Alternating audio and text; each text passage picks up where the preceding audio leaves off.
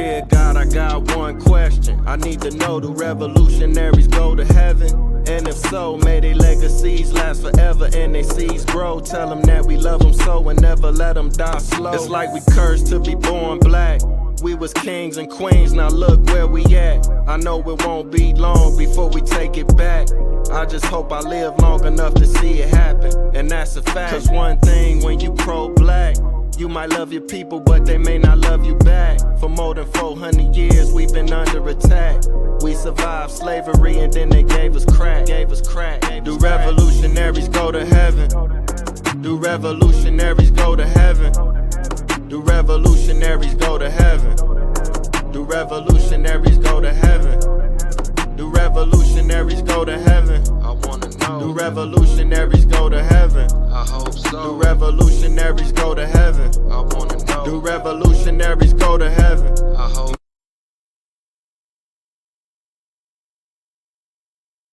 Hey. Hey.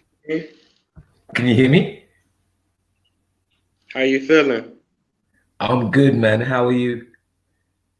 All is well, all is well. I want to thank you first and foremost. It's definitely an honor, and I truly appreciate you, coming on the platform. You're doing me a huge, huge favor, most definitely. No, man, that's a pleasure. All right, we're going to get right into it. Thank you, everybody, for tuning in to another episode of Taye Speaks. We got a very special guest in the house, a legend, somebody that's very, very talented, very creative, that made some hit records. So without further ado, welcome to the show. But for the viewers who may not know who you are, let them know what your name is and definitely where you're from. My name is Junior, or in the UK and in Europe, Junior Giscombe now. But in the States and Canada and places like that, it's still Junior. I come from England. My parents are Jamaican, and I was the first child of 8, well, the last of 8 to be born, and I was born in England. Everybody else was born in Jamaica.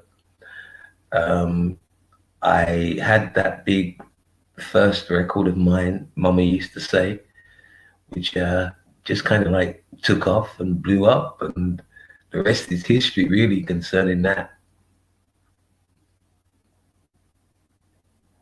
Oh, okay. Yeah, definitely. That's a huge record. I'm gonna have to ask you about that a little later on. But I wanted to know, what was it like growing up in the UK, especially, like you said, your family is coming from Jamaica. What were some of the things that you went through and learned and experienced?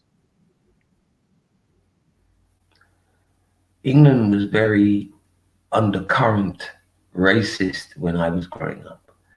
So I was living in a time whereby they would project, and when I say they, I'd say the government, the media, would project an outlook on the rest of the world from a black perspective that was always that we were the underdog. We were the ones that did the menial work.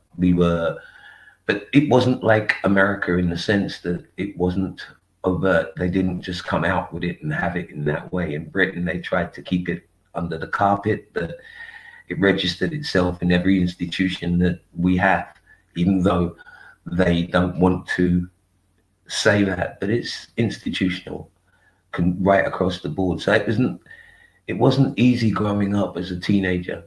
You would get picked up all the time, just like in America and other countries, I suppose.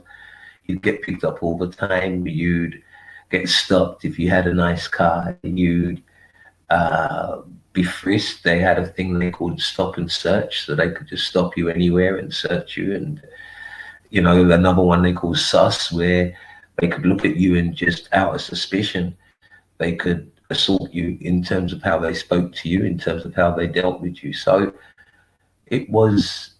we knew that was what the country was. So it didn't make it, it was not as difficult to deal with. My older brothers and sisters were into a lot of the Black Power movement stuff.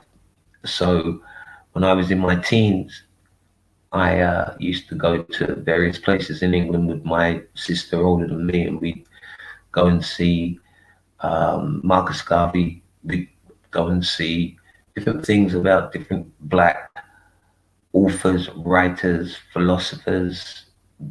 We would just we had to keep it going, kind of like finding out who we were. My mother was a Garveyite back in the day, so that also helped in terms of knowing who I was and where I stood in the country that I was in. At the same time as saying all of that, we had some really good times, as you do. You know, you have I came from doing a lot of sound system stuff. So I would be on Sir Coxsone, who was the number one sound system, played reggae music and very little R&B. But when he did play an R&B tune, you knew it was going to be a bad tune. So I started out there really, you know, being with the sound systems and going around the country really, playing to people, watching people enjoy themselves. It was all part and parcel of what I ended up doing.